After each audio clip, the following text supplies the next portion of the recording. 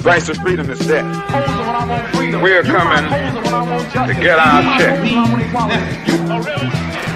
Black first, my brothers and my sisters, welcome to the Afro Elite YouTube channel. I'm your host, Afro Elite. We are going to be discussing the tail end. We're less than a week away. About a week away. We're 8 days away, and they're throwing the Kamala Harris campaign is throwing a Hail Mary. They finally, after desperate searching, finally was able to get Beyonce to come out, make an appearance, endorse her.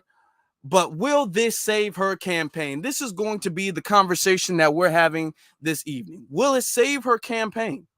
Will it? This is what we need to know. Will it?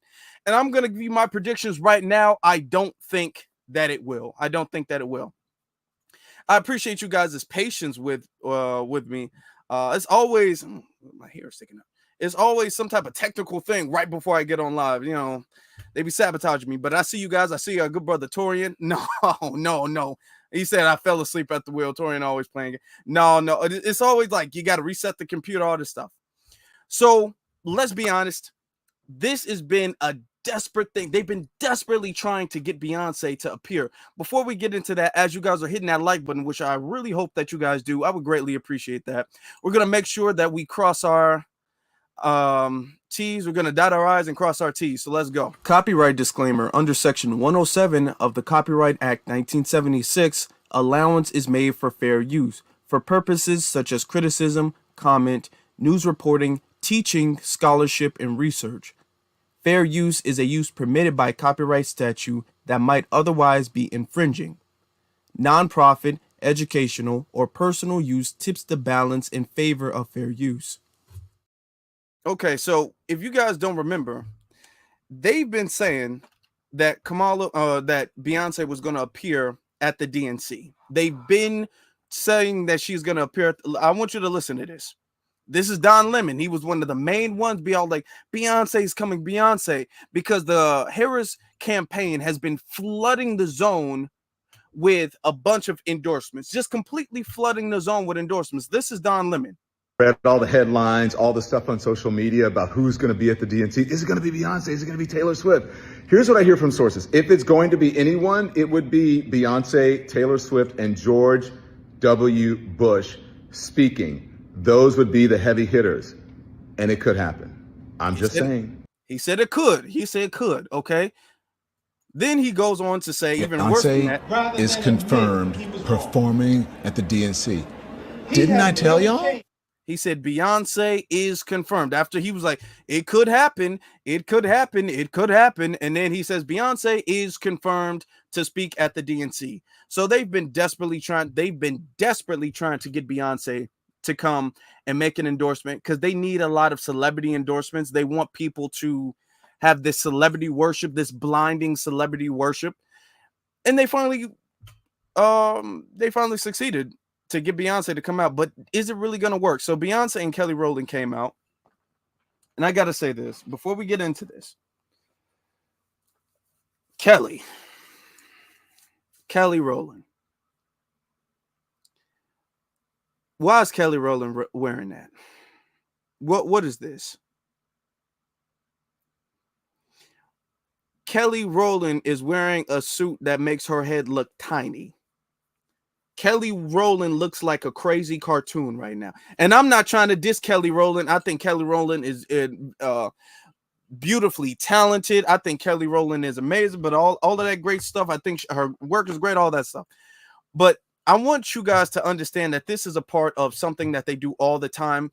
They do it especially with Black celebrities, but this is a part of certain buck-breaking type rituals. They do this all the time, especially with celebrities. Now, they love to do it with Black men, but they do it with Black women too.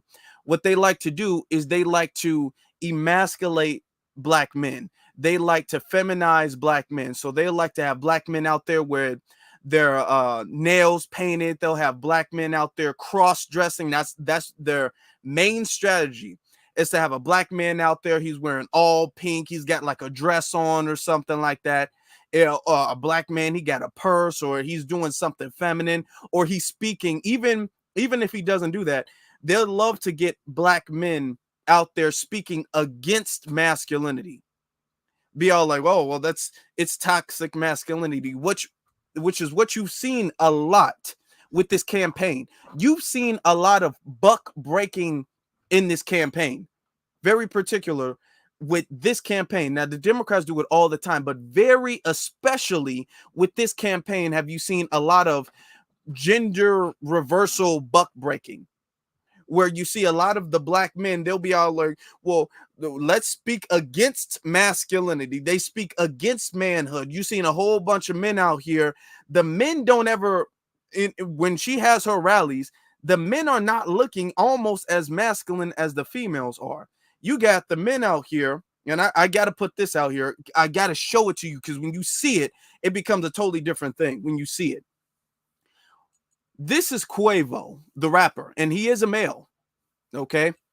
Now, if he identifies as whatever he identifies as, then that might be a different story. But this is a male rapper. All right.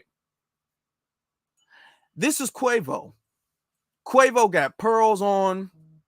Quavo is wearing lace, like a lace dress shirt thing. Quavo looks like a girl.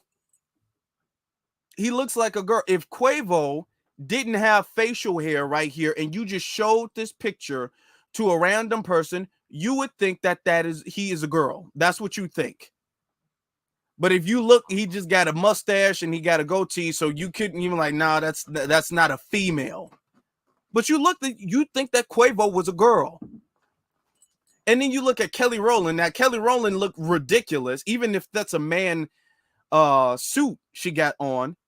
Which is, why is Kelly Rowland wearing a suit? Out of all of the things you could have decided to wear, why are you wearing a suit? Because Beyonce didn't wear a suit. Let's look at this picture again. And it really goes to show that we are dealing with white supremacy here, because this is what Beyonce was wearing right next to Kelly Rowland. They look like a husband and wife couple right here. They look like two lesbians. And I'm not trying to diss, but I'm trying to say who was in the Kelly Rowland's dressing room?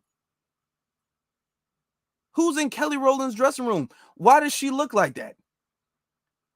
Quavo, to be honest, Quavo looked more girly than Beyonce did. Look at what Quavo looks more girly than Kelly Rowland and Beyonce. And to be totally honest, I don't think Kamala Harris has came out looking as girly as Quavo has. That's how girly he looked. And this is something that you're seeing a lot with this campaign. You've seen a lot of the women being all like, it's time for a woman to lead, and women are strong, and women are powerful, and women can be trusted, and all of that stuff. And I'm not the type of person to be all like, women only belong in the kitchen and all they're ever good for is having babies and cooking. That's not my thoughts and opinions on women. But I do understand that men and women are not the same, nor are men and women interchangeable. There are very, very drastic differences between a male and a female. Not to say that one matters more to society than the other one or whatever, but it's not the same. And you see this a lot when it comes to this campaign. You're seeing a lot of the men out here. The men aren't wearing suits like that, but the women are wearing suits. The men are speaking against masculinity as the women are speaking about female empowerment, which is really not female empowerment. Because if you want to talk about empowering females, empowering the young girls out there, you talk about more than just abortion. Abortion is not female empowerment. And then you have the men out here who's literally regurgitating what they've been told to say while they're wearing a dress. Now, let me show you exactly what Kelly Rowland had to say, and then we're going to get to it. We're going to get to it. It's unfortunate. So unfortunate.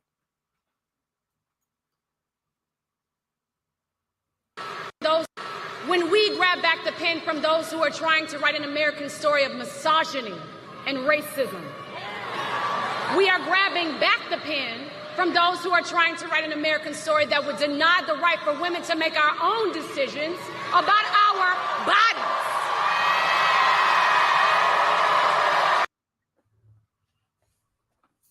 I'm gonna pause it right here and say, okay, just notice she said misogyny first, then racism. Racism was second to misogyny. It was misogyny and racism. Okay, just the order in which she said that, I noticed. Now let's say she said it doesn't matter the order. The thing where she stepped off to the side and she tried to do the thing with the body thing, that really ain't gonna eat if you wearing this 4X suit. This suit looked like it could fit the kingpin. Why is she looking like she just left a Halloween party, a costume party? Now, that move would have looked really nice if you was wearing a dress, but I mean, our that in that big ass suit, that's not gonna work. That's just not gonna work. Houston, we are grabbing back the pen.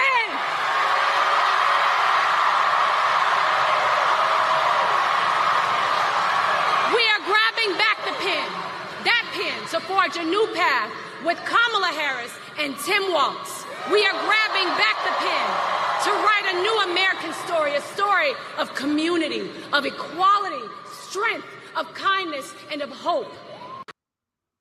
Okay, that's all I'm gonna play of that. Somebody saying that Beetlejuice comes to mind in the chat room. Yeah, and even the way her body language, it does give off this kind of like almost masculine. It wasn't very feminine.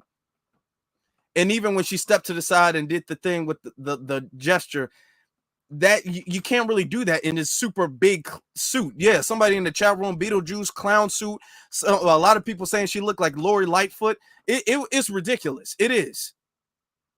And then you talk about you're taking the pin back from who? Who are you taking the pin back from? Biden is in office right now. Biden is sitting in office right now and has been for the last 4 years, close to it. He's about to be in office for about 4 years. And you're saying we're taking the pin back. Trump is not in office. The Republicans are not in office. You guys have been in control. And this is the thing that a lot of people they keep trying to sell as if we're trying to defeat the Republicans and we're going to change everything. We're going to take it back from them. You guys are in control. This is bad messaging. This is bad branding. You guys are the ones operating the pilot ship. If you guys were doing that well of a job, you guys wouldn't be having to frame this as if we're saving you guys from the Republicans. You guys would be able to ride the wave of, look at how well we're doing. Let's keep moving forward. Notice that that's not her campaign slogan. Notice that that is not the campaign slogan of the Harris campaign, the Harris Walz campaign. It's not their slogan. The slogan is not, look at how well we're doing. Look at how well America is. Look at how much progress we've made. Let's keep going forward. Let's keep the momentum going forward. Let's not let him mess us up or derail us. Let's just keep going forward. That's not their messaging. Their messaging is America is messed up, so vote for us so we can fix it. But when you say that, you have to acknowledge the fact that you guys are in office. And this is something that the Democratic Party does. They don't take any accountability for anything at all. Everything that goes wrong, it's never their fault. The party can never be blamed for something. I'm going to let you know something else. This might be a statement that might shock a lot of people. Tim Walz, what's his name? JD Vance, during the debate with Tim Walz, he seemed more mature than most of them. And I do not like JD Vance at all. I'm not a JD Vance supporter. But when JD Vance says, yeah, there are things that the Republican Party needs to fix, there are things that the Republican Party needs to improve on, that's something that he can say as a Republican that the Democrats aren't saying. Now, mind you, you don't have a lot of Republicans saying that, so I'm not going to say he speaks for the entire Republican Party, but you don't have any of the Democrats saying that at all. That, yeah, we have messed up. Yeah, we did drop the ball on this or that. I mean, you can't even, I'm not even saying blame the entire situation on you, but you can't take accountability for literally anything. There is like nothing that you are taking any accountability on. So with that being said, you guys don't take any accountability and you try to find a way to make Trump the bad guy. This is one of the things that's messing her campaign up, is because of the fact that if you guys would have taken a little bit, I'm not even going to say all, but a little bit of accountability the first time when you first came in, you guys could have probably successfully convinced people that you learned from your mistakes and will do better given another chance. But you guys have tried to make it seem like, no, it's not my fault. The problem is Trump, who was the president 4 years ago. And that's why he's still a threat to democracy, even though it was 4 years ago. All of our problems is due to him. And every single problem that anybody brings up, you guys got to reach and stretch and try to come up with this story to crowbar Trump into it. And that's why nobody's buying this. Okay. Shout out to Antithesis, because he sent I think you sent a Cash App too. Shout out to Antithesis for the Cash App, and shout out to you for the super chat. He says, I voted couch for real in Georgia. Hey, I respect that. I respect that. And I respect your vote for that. Yeah, the couch is good, all reliable. It's good, all reliable. But let's get to Beyonce. Let's get to what Beyonce had to say.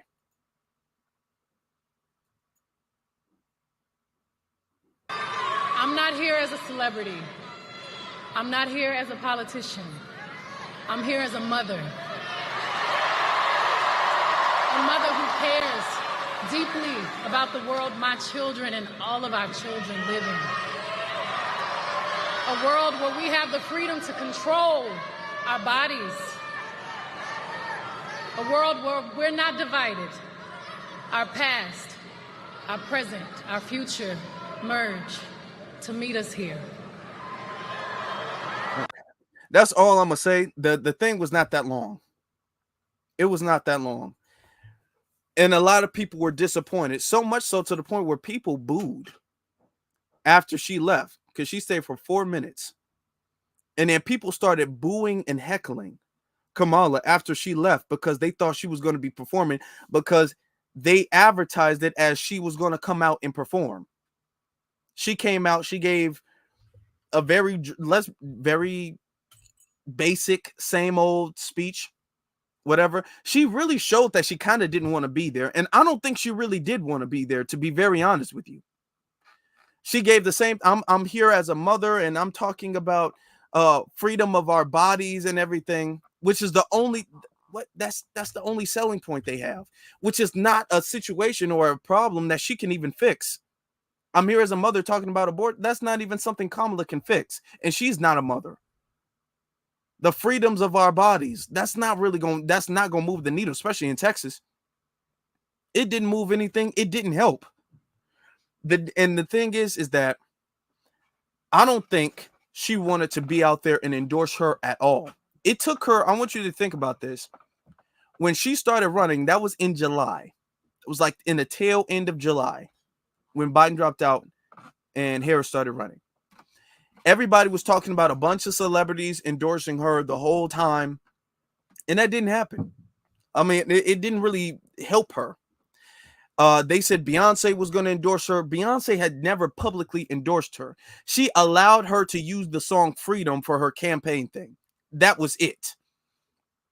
And what they tend to do is they hammer and hammer and hammer and hammer and hammer celebrities, black celebrities, to do this, to where you got to get out there and vote. Because what they'll do is they'll hang your whole career over your head. Or if there's any type of legal scrutiny or anything like that, if there's anything that they could flip and make look suspect in a way, that they're going to do that. Because what they know is that when it comes to celebrities, especially black celebrities, all we have to do is make you guilty in the eyes of the public first, and then we can come at you with any type of bogus charges, but we will have the public support, because in the eyes of the public, the media has already dirtied you up. And this is what they do all of the time. They'll come at you with a whole bunch of false, crazy allegations. But if the media dirties you up beforehand, and they've done that with Michael Jackson, they've done that with, so many other people. They do that all the time. And the media can easily dirty you up now because a lot of people keep trying to tie her and Jay-Z in the Diddy thing right now. So right now, any celebrity at all that's ever taken a picture with Diddy, they be all like, okay, well, we can easily just say, I mean, truth don't matter. The truth is what we tell. So if we say this enough, and the bug starts getting in people's ear and people start kind of speculating, and then next thing you know, here's an attorney that comes up with a charge. The charge can be bogus, but people will have the idea that that's a legitimate charge because they've already been speculating that you were up to something. So that's point A. That can be a point. The other point can be, a lot of these celebrities, I know you guys are like kind of at the tail end of your career. You know, you guys are kind of trying to have a good send off, a good wrap up and everything between, you know, Jay-Z doesn't even like make music anymore, just a businessman. So you guys are trying to move out of the performing era of your life and more into the ownership and business era of your life. Now, we can make that very easy for you, or we can make that very, very difficult for you to do. Because let's be honest, you're not going to be performing forever. They're great performers. She's a phenomenal performer. Kelly Rowland, great performer. Usher, great performer. But let's be honest. You think they're going to be performing in another 20 years from now? Were they out there doing spins and flips and kicks and back doing the moonwalk on roller skates? You think Usher gonna be doing that about 20 years from now? You think he's gonna be doing that 15 years from now? So yeah, it's time to kind of move from the performing stage, get a good send off while you still get it, and then you move on to the business part of your life. But yeah, we control that. Yeah, we got that. So if you want to do it, you're gonna have to do it our way. And I think that because Usher originally, when he was on The View, Usher didn't really want to say anything to endorse her. Look at this. But you know, Taylor Swift has now endorsed Kamala Harris. Yes. And she was I thought, very smart the way she did it. It was like, you do your research and you decide for yourselves, but I, a single cat woman, as she points to, I am voting for Kamala. Do you think, I always say that in this emergency that we're in, I think that behooves artists to come out and speak for Kamala against Donald Trump, because he is an existential threat to the country. What do you say to that? You know what? First off, before he gives his response, I cannot stand The View when The View does this. The View does this all the time, where they're always trying to, well, why don't you say this? Why don't you be clear? Why don't you say this exactly, clearly, specifically? I do not, and they do this with black celebrities all the time. Well, why don't you just they want all the black celebrities to get on board and make all the endorsements and everything like that to go along with some political agenda. They have done this for years. If I was a celebrity, I'm going to be very honest with you. If I was a celebrity, first off, I wouldn't go on The View at all. But if I was to go on The View, it would not nearly be around anything political. It wouldn't be around no type of election. Because even though Taylor Swift did endorse her, nobody strong-armed Taylor Swift to endorse Harris. You have not seen, and I want you guys to think about this very, very clearly. I want you guys to really digest this. Have you seen Taylor Swift at a rally? There's been a lot of white celebrities that's endorsed Harris. A lot of them. Have you seen Taylor Swift at one? No. Have you seen Leonardo DiCaprio at one? No. See, because white celebrities, what they get to do is they get to just say, you know what, I endorse you. They get to make an Instagram story, not a post, just a story. I am going to endorse at Kamala Harris. That's it. And they get all of the praise and everything.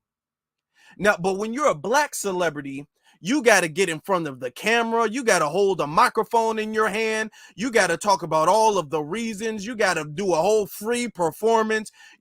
I want you to think all the fact that they had Usher on stage. They had Quavo on stage. They had Lizzo on stage. They had Samuel L. Jackson on stage. They had Tyler Perry on stage. They had, the only white person was Eminem. And they had Kelly Rowland and Beyonce. All of them, all of the black celebrities had to get on stage. Now, they had Eminem actually come out because nobody listens to Eminem stories like that because nobody cares what he's doing. So, yeah, they had him come out, okay? Plus, they were in Detroit. And Eminem claims to be from Detroit. So, yeah, they had him come out, but that wasn't really relevant. But notice that when it comes to black celebrity endorsements, it's always you got to get out there and rally for the candidate. The white endorsements, they get to just endorse you by a tweet and then back up. And then they don't have to answer any type of political questions. They don't have to be interviewed at all. They don't have to go to no rallies. They don't got to take no pictures. They can just go back to making their music. They can go back to filming their movies or doing whatever they were doing before. But the black ones, they got to get out. They were like, nope, no. An endorsement ain't enough. Endorsement ain't enough. We need you to come to the rally. That's what they do. And the View echoes this a lot, where they get you on there and they'll shame you. They'll shame the black celebrity for not endorsing a political candidate. They don't do that when it comes to a whole bunch of white celebrities. They won't do that with them. Usher's not out there to talk about the debate or Kamala, but he's out there talking about his own project, and she's sitting up there trying to crowbar an endorsement out of him. They tried to do that with Janet Jackson, and it flipped. Because the interview that Janet Jackson had nothing to do with the debate, with Trump, with Harris, nothing. And they keep trying to crowbar and force an endorsement out of black celebrities. So this is I forgot her name. This is the white lady from The View trying to endorse and get Usher to endorse her. Don't get too deep into politics. I didn't get a chance to watch the debate last night. I obviously have been watching like everybody else. I think voting is an individual choice. And I think that you're right. You have to look at the reality of the country that we are and the country that we want to be, and find the candidate that you feel both are who fits the category of where we want to be. And that's it. And that's what you vote based off of. Who you highlight and how you choose to highlight it on whatever platform you have is your prerogative. Yes. They said, no, Usher, that's not cool. They said, no. We gonna need you to really get on board, Usher. You wanna end your career on a good note, or do you want to be whatever happened to Usher? Oh, because they can make that happen to you. They can make that happen to you. It could be one scandal. It could be, well, Usher, Usher's known for being a little freaky with his performances. Usher was getting a little handsy with the with one of the dancers on stage, and they can easily do that. And I'm not trying to say Usher is doing that. I'm not trying to give no ideas about that. I hope it's not the case, but they could easily, they can be all like, well, you are known to be a little handsy, you know what I'm saying, Usher? Are you sure you don't want to endorse? I'm not saying you have to. I'm not saying you have to.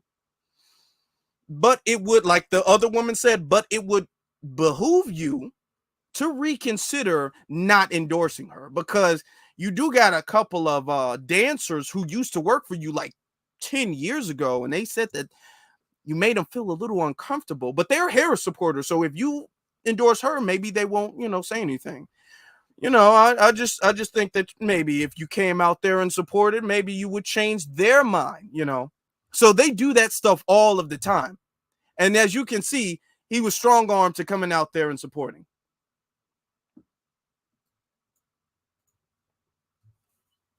Come on, play the thing. Normally I'm up here to entertain, but today was something far, far more significant for Atlanta and all of Georgia. It's really great to be home. I'm here, home for my past, present, future tour, but took a quick break from that to come here, share a few words with you, about the significance of this moment, I feel that this is a momentous opportunity for each and every one of us. You know, it's just 17 days away from a very important election, as we all know, and we have the opportunity to choose a new generation of leadership for our country.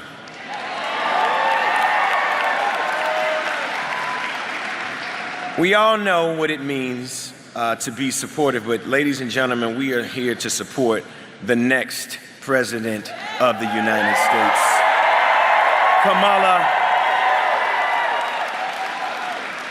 Kamala Harris, ladies and gentlemen. He had to correct it. But he don't even know. We don't want to endorse her. He don't know. He don't know her name like most people don't. He don't know her name, and he came out in a turtleneck and bathrobe. He didn't want to be there. He wanted to be asleep. He didn't know her name. He doesn't know. He didn't know. He didn't want to be there. That's the thing. Just like Beyonce really didn't want to be there. Just like Kelly Rowland didn't really want to be there. I want you guys to really think about this.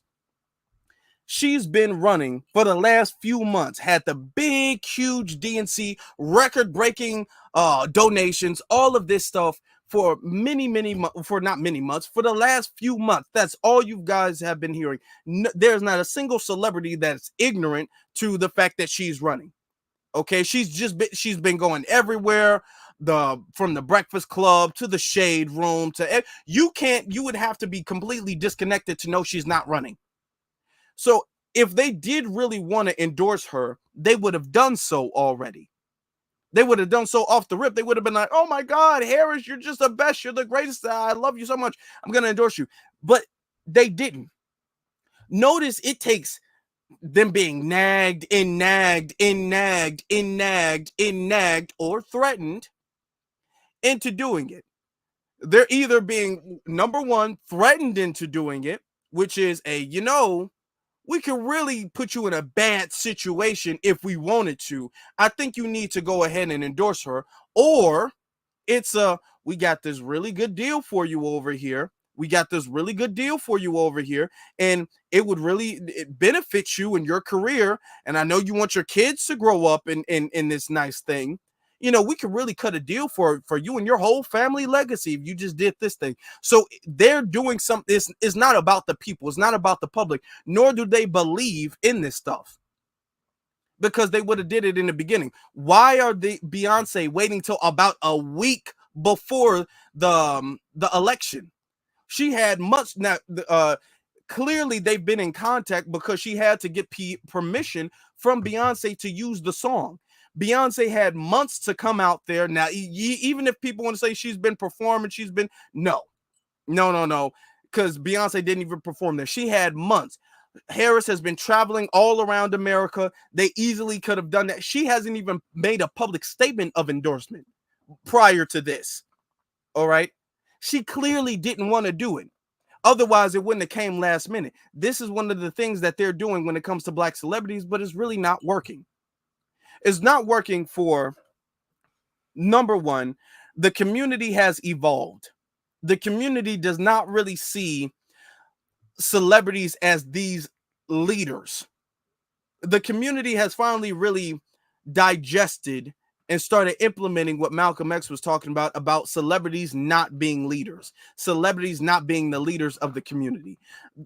Celebrities don't really have that much sway in the direction that the community goes in, because we understand that y'all bought and paid for. We understand that somebody is holding a string on you guys like a puppet, and you guys got to do what you guys are told to do. We get that now. Now you've heard more about celebrities being industry plants than you've ever heard of before.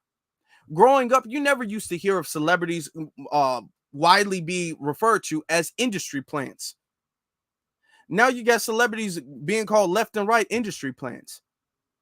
So the celebrities really, because they're not known for speaking on issues.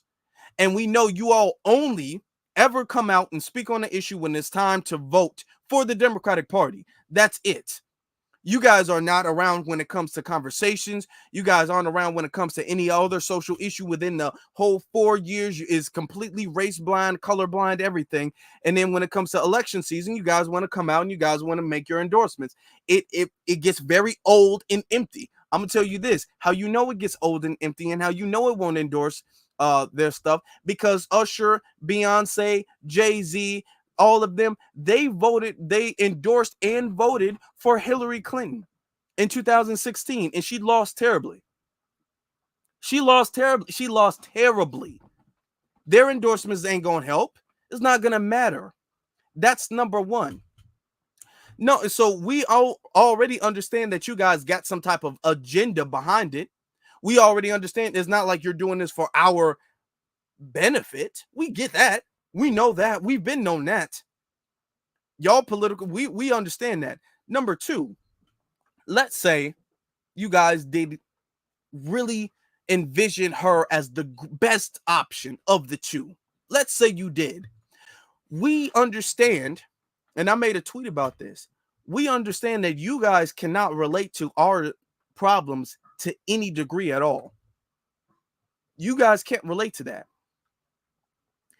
When we go home and inflation is high and we're kind of struggling, the average person, even the middle class, and I'm not talking about poor people or whatever, even the middle class, unless you're like upper middle class, the household is making well over 100,000, you make about $200,000 a year, and still even them, you're even in the middle class, everybody is like, okay, we're having a harder time. If gas is $3 4 years ago, and then gas becomes $6 in a matter of a couple years, and then it goes down from $6 to about $4, that's still like uncomfortable for people. The average person is going to be hurt by that.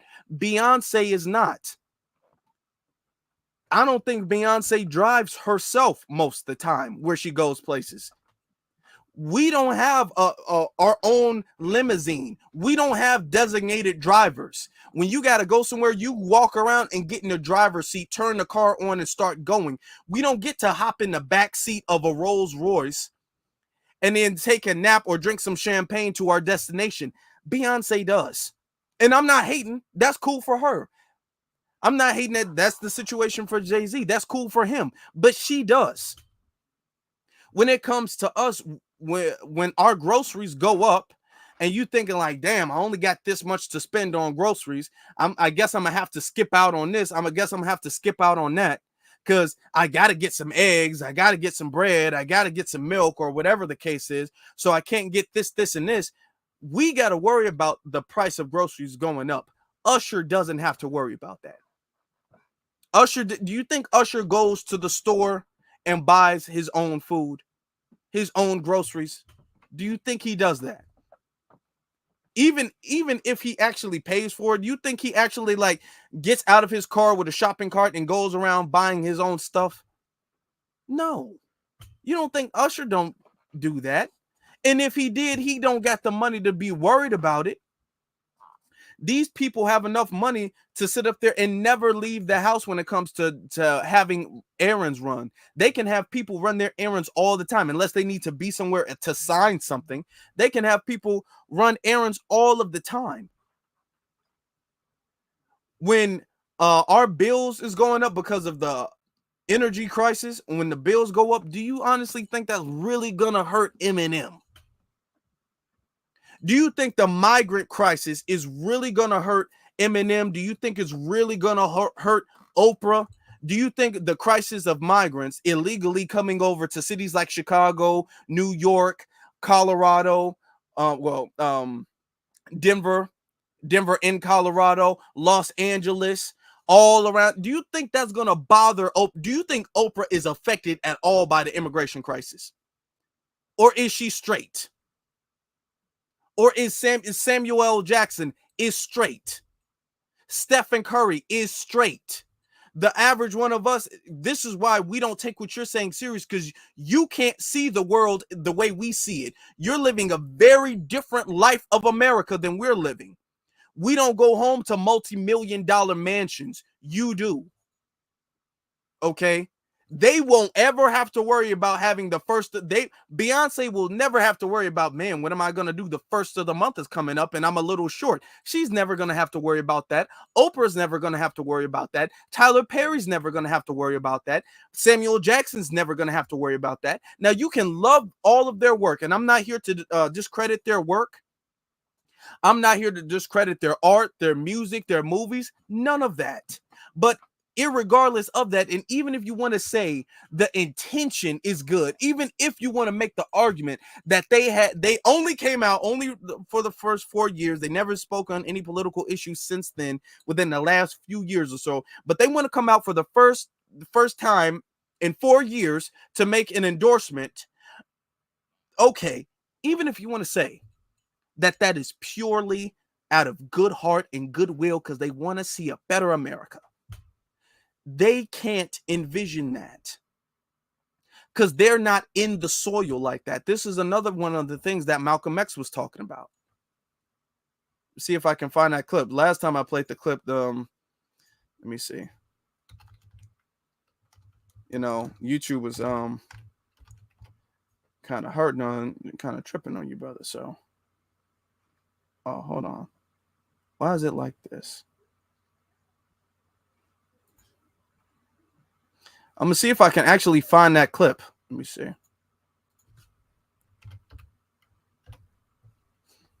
Okay. No. Okay. So, no, it must be on YouTube then. I'm going to have to put it on YouTube. Oh, God. Hold on. Give me 1 second. But this is the thing that we're saying. You guys can't speak for us. Now, if there was a celebrity that you see is always doing something for the community, always doing something to help the community out, to help better the community, to speak on issues all the time, it would be different. Even if you want to say Ice Cube or somebody, or somebody who speaks on political issues all the time, it would be a little different. Okay, here it is. I found it. Okay. Oh, Lord. Don't give me a copyright strike, YouTube. Don't do it. Please, come on now. But look at this. Look at what our brother Malcolm had to say about it. I told you a little while ago, these leaders that they call leaders, this included Lena Horne, this included Dick Gregory, and this included comedians, comics, trumpet players, baseball players. Show me in the white community where a comedian is a white leader. Show me in the white community where a singer is a white leader, or a dancer or a trumpet player is a white leader. These aren't leaders. These are puppets and clowns that have been set up over the white community and over the black community by the white community, and have been made celebrities and usually say exactly what they know that the white man wants to hear. All right, let me hurry up and get that off because I already know how YouTube be. Hurry up and get that off. But listen, and that's exactly what the situation is. And we're starting to digest this now. You guys are really regurgitating the same thing. It would be different if the celebrities were going against the grain, but you guys are literally going with the same structure of the hierarchy, the racial hierarchy that we're trying to fight. So no, you lose all credibility. Beyonce has lost all credibility. Usher's lost all credibility as far as that's concerned. Because, like I said, even if you wanted to help, you are too blinded to even see the real issue. You don't tap in enough to actually see the real issue. This is why when people who have high status and they come down and they tap in with the community and they're constantly talking about issues, like for instance, Tariq. Let's use Tariq for an example. The fact that Tariq lives a life where he has status and he has, success for himself, but he still taps into the community, or even Nipsey Hussle, he still taps into the community and he can have a conversation. He has not distanced himself. He still makes sure he's connected. He still has a strong connection with the community. So that way we can see, even though that you might have a certain status in life, we still have that connection with you. Because you still make sure you check in, you make sure we're straight. You almost pay your tithes to the community, so to speak. So with that, now the community has respect and reverence for you, and they listen to what you have to say. These black celebrities don't do that. They're not known for doing that. And I'm not saying that they've never donated to anything, and I'm not saying that they've never said anything ever at all in their entire career, but they're not known for doing that. They're known for actually avoiding those topics, and that's fine. But if you're going to avoid it all the way. Don't avoid it only when it comes to everything, and then when it comes to making an endorsement, you don't want to do that. That's bad. And that's why this needle is not being moved. They're throwing everything in the kitchen sink, and it's not working. None of it is working whatsoever. Now, I want to show y'all this, and I need y'all to brace yourselves. I need y'all to brace yourselves. Okay, can y'all do that for me? Because you had the former president of the United States, Obama, come out again after Obama's been messing up. Obama came out on, guess who? Roland Martin. Obama came out on Roland Martin's platform to talk about the election. All right. He was talking very slow, so we're going to kind of speed it up a little bit, to be honest with you. You know how Obama can get. Let's listen to this. Exactly. Somebody brought Muhammad Ali up. This is why we have respect for Muhammad Ali, even though he was at a different status than most people would ever be at. I'm talking about fame, money, notoriety, all of that stuff. But we still have respect because he never lost that connection. But we got to listen to Obama with this. And lax regulation of Wall Street. And we put the auto industry back on track. I'm gonna take. We stabilized the financial system. A good like 20 minutes. Counties. I'm not gonna play the whole in North Carolina or Georgia or Pennsylvania or Michigan or Wisconsin or Nevada or Arizona. That's going to determine whether or not we've got the kind of country that understands and believes and cares about our communities, or a government that dismisses it and disregards it and sees us as an afterthought. Now, a couple of things I wanted to just add to this, because I've been traveling all across the country. I've been getting a chance to meet folks, talk to brothers, see what's on their minds. And a couple of things that I've heard. Number one is, understandably, a lot of our folks are concerned about the economy. And they say, you know what, I've got memories that those first couple of years of Donald Trump's presidency, the economy was pretty good. Well, you know, they're right about that. What they don't seem to understand, and I think it's important for everybody who is listening to help explain to people, is that the economy was good Donald Trump's first 2 years because it was my economy. I had spent 8 years previously, and Roland remembers this, and Michael and Khalil and others, you guys remember, when we came in, we had a crisis on our hands of unprecedented magnitude. And we dug ourselves out of the hole that had been caused by a Republican presidency and lax regulation of Wall Street. And we put the auto industry back on track. We stabilized the financial system. And we had 75 months of straight job growth when I turned the economy over to Donald Trump. That was not his doing. That was our doing. The only thing he did was to cut taxes for folks who didn't need it, for billionaires and gazillionaires. And that is what he's now trying to claim credit for. All he did was drive up the deficit and make rich people richer. It didn't help us. Okay. Now, Mama saying that. Let's digest that. Let's say that, yeah, he did get the economy. Now, about the job growth, there was growing job rates. The job rates were improving when Obama was leaving office, and then Trump was able to piggyback off of that. So there is accuracy in what Obama is saying. However, when Obama likes to take the entire credit for the fact that, and he said the first couple years, to be very honest, the economy, we lived in a pretty no inflation, no crazy inflation. Inflation and wages were decent. The economy was good. Everything was straight all the way up until the pandemic. It was only until the pandemic when things kind of went haywire. It wasn't the first couple years, and then we started seeing Trump go downhill. If Trump was this bad with the economy, Trump would have ruined it when he first got in there. The economy was straight until the pandemic, and then everybody's economy across the globe went crazy. The whole globe's economy went crazy. So let's put that into perspective when he says that. But then he says some more things, and I want to get to one of the last things he says. I think that's the most interesting. Us. So that's point number one, and I just want to make sure that people understand that, so that they don't have some hazy memory about that. Second thing I hear folks say is, well, during the pandemic, Trump sent us a check. You know what? First of all, it was Congress and Democrats and Republicans who sent you a check. Just like I'm gonna say, okay, the whole Trump sent us a check. Let's be honest. That is a DNC talking point. It's a straw man argument that Trump sent us a check, so we want to support Trump because Trump sent us a check. We got a stimulus check under the Trump administration, so we want to support Trump. No. The only person you've ever heard say something about, well, we did get some money, was Sexy Red. That's the only person. Because we got a check under the Trump administration, but we also got a stimulus check under the Biden administration. It's not the stimulus check that people are being all like, well, I'm definitely so dumb, I'm just going to vote for him because of a stimulus check. No, it's not because of that.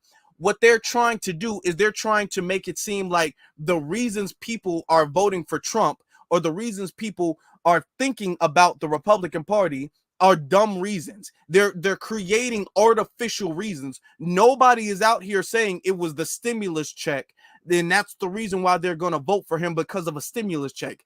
Everybody understands that was only done because of the pandemic, and it wasn't only done because of him. Everybody understands that. So the argument that he keeps making, that I hear a lot of people say that the check is the reason why you're going to vote for him. No, nobody's saying that. Nobody's made that argument. You guys are making that argument because it allows you guys to deflect from one of the main points, or one of the main arguments that people are making when it comes to why they don't want to support the Democratic Party. And we're going to tell the truth about it. It's less people wanting to support the Republican Party or wanting to support Trump, and it's more people not wanting to support the Democratic Party and not wanting to support Harris. That's the reason. That's the main reason. You guys are trying to distract from the fact that people, the real issues, be all like, people want to, I hear a lot of people talk about the stimulus check. Let's be honest, it wasn't him. Nobody said that. Nobody even cares at this point about the stimulus check. When do you, come on, hold on. Let me, when do you guys hear about people talking about the stimulus check? People don't talk about the stimulus check because we got a stimulus check under both administrations. The stimulus check is not swaying anybody's vote. You guys are using the stimulus check as a way to create a reason, because you know there are reasons, so you can't admit that there are not. So you want to make an artificial reason, something easy for you guys to debunk, and then say, well, see, it wasn't him, so don't give him the credit. So you guys want to debunk artificial strong man reasons for people not to support your party. That's exactly what he's doing. And it gets very annoying because nobody's talking about a stupid stimulus check. But listen to what he has to say about it, unfortunately. I didn't even let him get across that much before I stopped that. Like Joe Biden working with Congress sent you a check during the pandemic, emergency relief, just like I sent emergency relief to people during the Great Recession when I first came into office.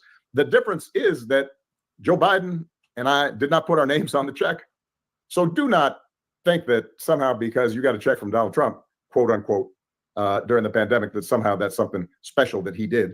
And that justifies you giving him his vote. So that's the second thing I hear. And then the third thing that I've been hearing.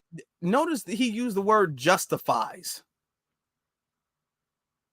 He was like, yeah, and that justifies you giving him his vote. Like we're doing something wrong. Not that I'm out here even endorsing him or whatever, but just notice some of the language that he uses when he talks about black people, because he's talking about black men. The subtle little, you guys are doing, it doesn't justify you guys doing that. Why are you using the word justify as if this is the wrong choice? As if we're making a bad decision and we're trying to make excuses. Notice when he was talking to the black men at that meeting he had when he went viral and started wagging his finger. Notice he uses the word, well, excuses. I hear you guys are making excuses. Now over here, he's all like, yeah, but that doesn't justify, as if we're doing something morally wrong and we're trying to justify it or make excuses for it. Just notice those small little details and the way he speaks to us, because he's not going to speak to the dominant society like that. He's not going to speak to the, like, you guys are justifying doing something you're not. He doesn't speak to them like that. He only speaks to the brothers like that.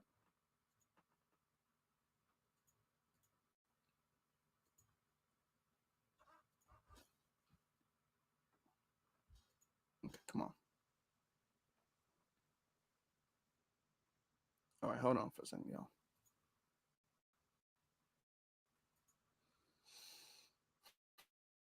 Okay. Oh. Here from a lot of guys I talk to is, well, what does it matter?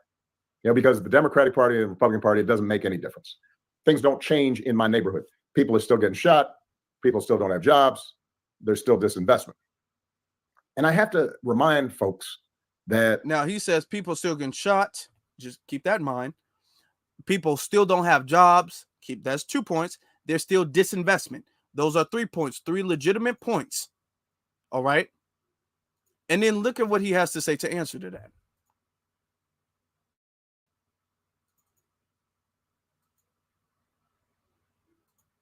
You know, politics is not going to change everything.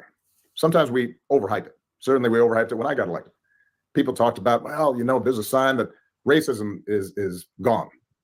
He's going to help make sure that there's no more poverty in America. That no president has that power. What a president can do is make things better or make things worse. They can't solve every problem. And so when I was president, we made sure that people who didn't have health care had a chance to get health care. Now 50 million people have the Affordable Care Act. And as a consequence, there are a whole bunch of people who previously, if they got sick, were out of luck, might have lost their home, might have lost everything they had, all their savings, just to try to get treatment. Now they can purchase cheap, affordable, and high quality healthcare in ways they couldn't do that before. 50 million people, 50 million more people, if they've got pre-existing conditions, can now obtain insurance and previously would not have been able to obtain insurance. It didn't solve the entire healthcare problem, but it made things better for a whole lot of folks. Everybody who's listening today, you know somebody who's got health insurance because of what we did. So, can I ask you guys a question? Now, Obama brought up, we still getting shot. I want you guys to keep this in mind. He deliberately did not say the police. It was kind of like a dog whistle about police brutality. We still getting shot. Notice Obama didn't finish that statement. He didn't want to implicate the police. We're still getting shot. Shot by who? When we voice, hey, we're still getting shot out here. Shot by who? Obama didn't say we're still getting shot. He stopped it there. Didn't say the police. There's still no jobs. Okay, that's the second point. Third point, there's still disinvestment in the community. He brought up 3 points that we bring up when it comes to the Democrats and the Republicans and how none of them do anything to better our conditions in the community. And then what did Obama do? He brought up Obamacare. And he brought up the fact that they've lowered prescription drugs.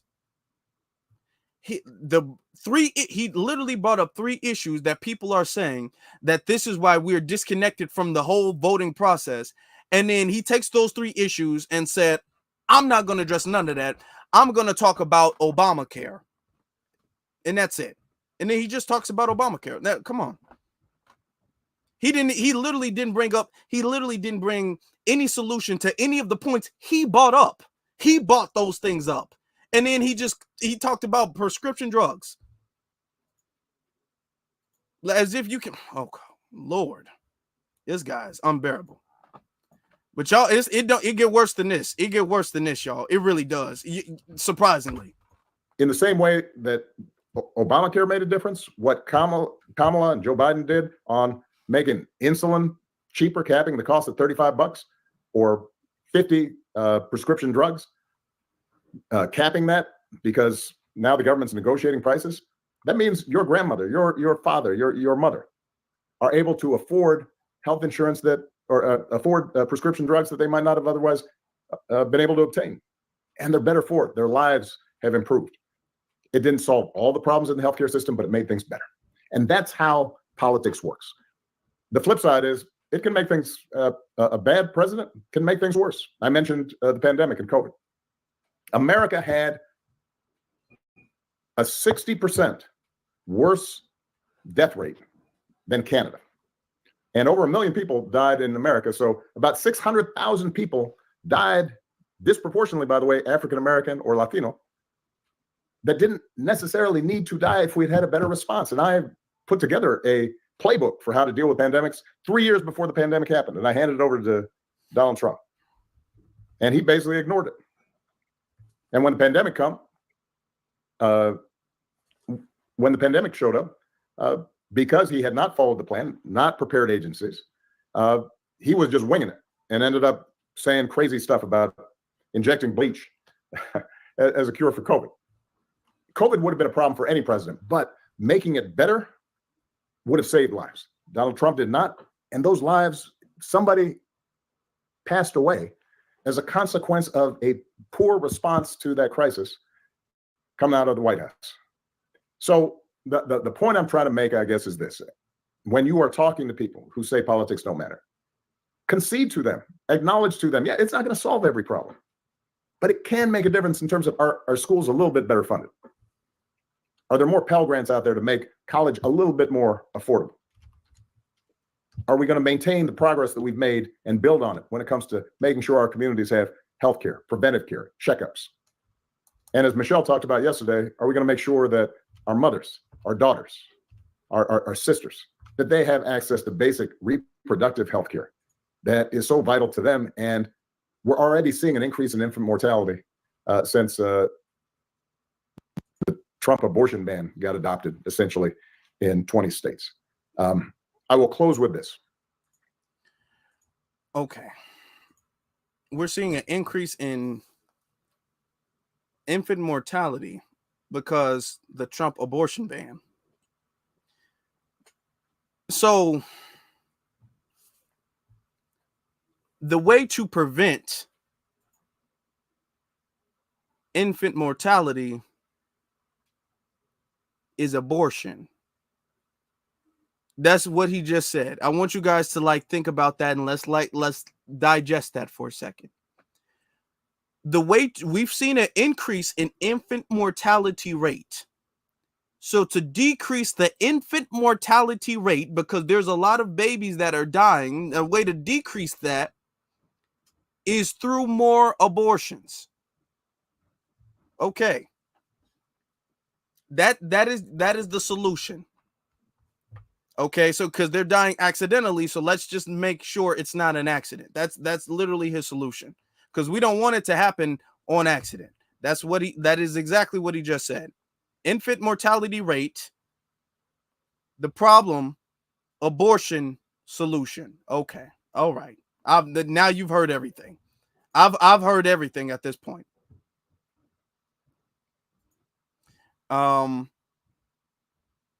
But then he goes to talk about Kamala. Listen what he has to say. He's not done. He's not done.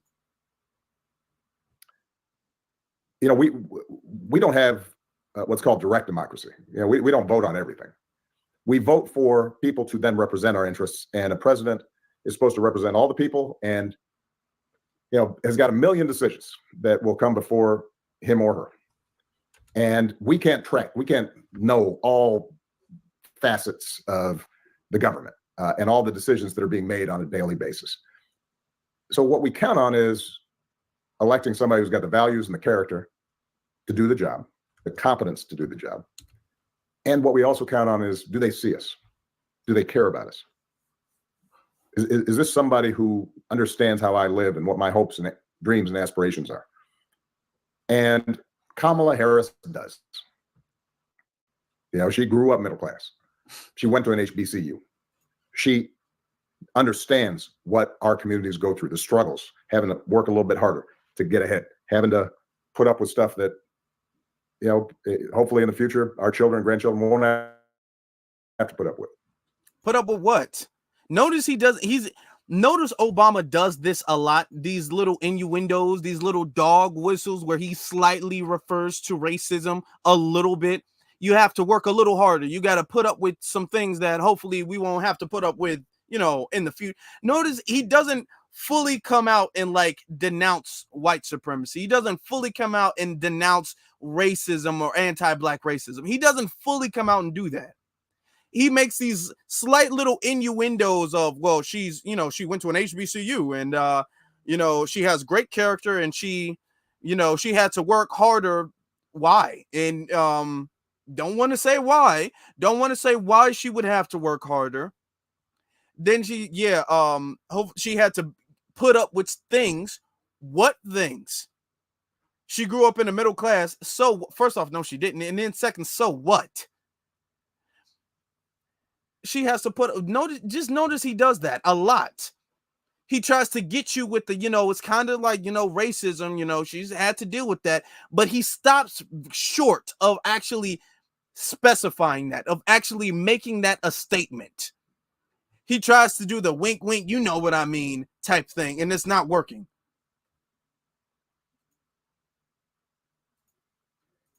And the reason why, before I continue playing it, the reason why he does not want to do that is because he knows if he says that she's gone through that, which she's never claimed to go through any racism.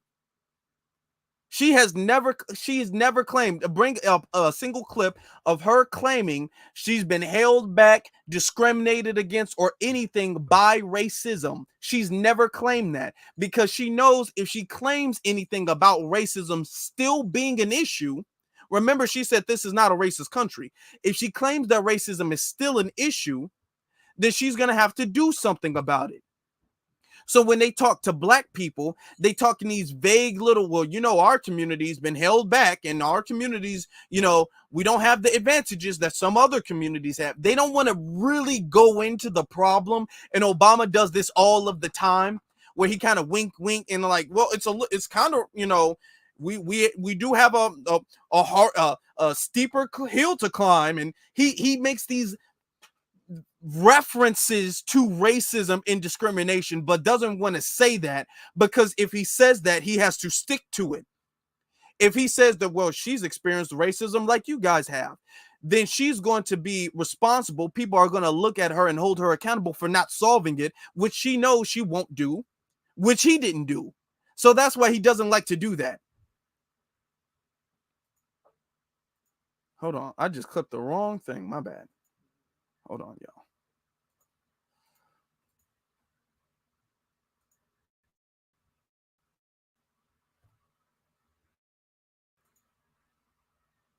Okay, come on. And in contrast, Donald Trump has shown utter disrespect and disregard for our communities and for black men specifically throughout his career. I mean, this is somebody who took out a full-page ad calling on the Central Park Five to be put to death. Somebody whose family made money not renting to black people and was taken to court by the government because they didn't want to rent to black people. That's what he has displayed. Remember, he came into politics most recently by suggesting I was not born in the United States. I mean, that wasn't subtle. He was sending a message that real Americans are different from y'all. And the one thing I know is that you can't have somebody representing you who doesn't see you and respect you and is not going to have your experience, your concerns in mind as they're making these decisions. So look, bottom line is. And Harris does, just like Obama does. All of that, you trying to bring up the Central Park Five and you trying to bring up all of this stuff. Obama, what did you do about like the injustice system when it comes to the police or just the injustice system in general? Obama didn't do nothing to change that at all. Didn't even try. Okay. If you want to talk about people being railroaded in the court system, that was Harris. Harris was the one doing that, forcing people to put out fires while they were in jail in California. That was Harris. Harris has a worse track record. Harris and Biden has a worse track record when it comes to the justice system than Trump does. Because the only thing they can bring up is the Central Park Five. But Harris and Biden has done a lot worse. So if we're going to talk about it, you got to compare apples to apples. You can't compare apples to oranges. And then talk about the discrimination about the housing thing. Okay, and with Biden about busing, we're just going to let him get a pass with that. Talk about how she can relate to us.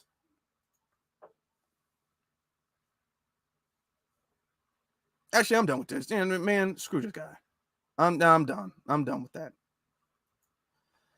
That's it. I'm not even gonna do that no more. Now, we got a lot of people who are upset. A lot of people who are upset that she's really not getting the respect that people are feeling like she's about to lose. People are upset and feeling like she is about to lose. A lot of the polls are indicating that so. It's getting worse and it's getting worse and it's getting worse. You had this one rapper, I guess his name was. I guess he's a rapper or he was a rapper. I don't know if he still raps, whatever the case is. Scrappy. Scrappy came out on Instagram and he made this statement about the black folk who vote for her. I want you to listen to this. And this is coming from a lot of the celebrities, these vague little threats that they make. Listen, all y'all black guys, y'all black women, all y'all people all y'all preachers, there's so many preachers. It's like, yo, when y'all vote for Trump, and if that man win, I remember every last single person that I have come in contact with that said they voting for Trump. And if it ain't right, cuz, I'm gonna remember you. And you're not gonna be black to me no more. At all. You're not gonna be black to me. Don't try to shake my hand. I'm not gonna shake your hand. I'm gonna pray for you. That's what I'm gonna do. I'm gonna pray for you. And if something was to ever happen to your kids one day and the police do it and they get immunity, I'm not coming to march for you. I'm gonna pray for you and your family. Because damn. Do y'all notice the amount of heartlessness from the Harris supporters? If something happened, not to you, to your kids, if something happens to your kids, I'm not coming to march for you because you voted for somebody. So now if something happens to your children, I'm not going to be out there marching for you. He says, I'm going to pray for you. As if police brutality and things like that just don't happen under the Democratic watch. As if Obama ain't seen Trayvon Martin, ain't seen Eric Gardner, ain't seen Sandra Bland, ain't seen none of those folks. As if that didn't happen under Obama. As if stuff didn't happen under the Trump administration. As if Sonia Massey didn't happen under the Biden administration. But we only going to talk about Trump. And he says he's not going to go out there and protest for your children because you voted for Donald Trump. For you, I'm gonna pray for you and your family because you're the reason why it happened. That's crazy how that shit could really like tip you over in your life for voting for somebody. So everybody go out there and vote for your person. That's all I'm saying. But you vote for the wrong person. It cuts off right there. But if you vote for the wrong person, so the wrong person is just a person that he don't want. I'm going to play this. I'm going to show you as far as the Beyonce thing is concerned. As far as the Beyonce thing is concerned, everybody was excited to see her out there endorsing Harris. Everybody was excited to see her perform. But a lot of people were disappointed because Beyonce actually didn't perform. Beyonce didn't perform at all. And people was upset about that. We got something I'm show y'all real quick. Yeah, people was very upset about that. Look at this. Ignore the little ads. Lord have mercy. I hate when these ads be popping up all over the place. So these ads is terrible. But it says right here, Beyonce fans furious she didn't perform live at Kamala Harris rally. We wanted a free concert. Okay. I'm trying to get to the thing. I just want to get to some of the stuff. I know it's all jumping and stuff like that with the ads. It says Beyonce fans left furious after the singer failed to perform at a Texas rally for Kamala Harris. The star took on to the stage in her native Houston to endorse the vice president on Friday night. Some fans waited more than 12 hours before packing the city's Shell Energy Stadium, expecting a performance. 12 hours, damn. After rumors she would sing swirled online, and the Washington Post reported on her expected appearance. So this is the same thing they did with the DNC to make people tune into the DNC. The same exact thing. They made people wait. Now that's all I'm gonna show with that, because these ads keep popping up and it's ridiculous. They waited 12. Some people waited damn near the whole day because they wanted Kamala Harris. They wanted Beyonce to perform. They waited that long, and Beyonce got out there for 4 minutes, and then left immediately. And it was so bad, people stormed to the exit. I wish I could. Let me see if I can. I'm gonna pull it back up one more time just to show you. People stormed to the exit, because I want to get to that part of the article real quick. It says, Lord, okay. It says the singer appeared to be tantalizingly close to delighting the crown when she began to walk. Yeah, she almost took Beyonce, almost sabotaged. They almost had Beyonce come out there and now almost worked against her. Okay.